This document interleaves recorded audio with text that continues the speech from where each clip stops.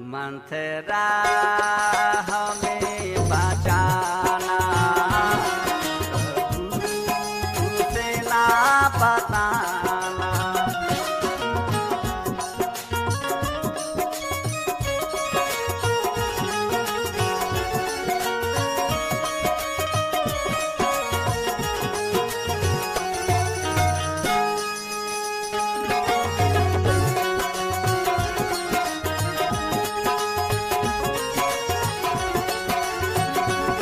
मंथरा हमें बचाना प्रभु जी से ना बताना।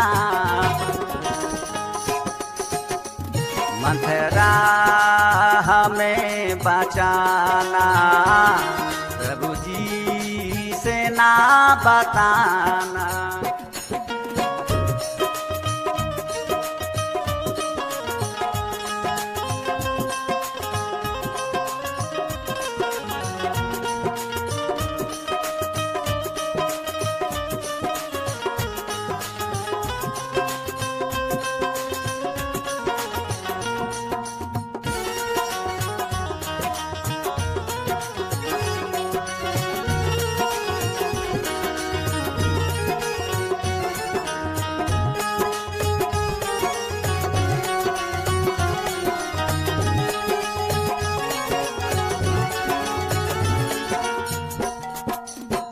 तेरे मेरे जानली है मंथरा और न जाने कोई।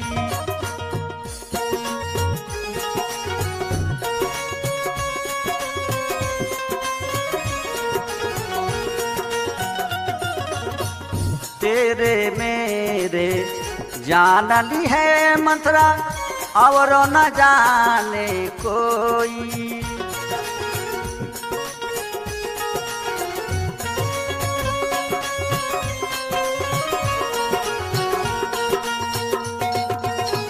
जानली है सब संग के संगतिया इज्जत जाई तोरी।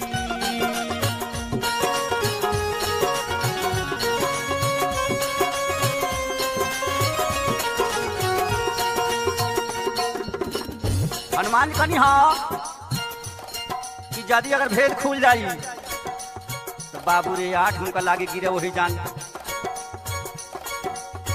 जानली है सब संग के संगतिया इज्जत जाई तोरी।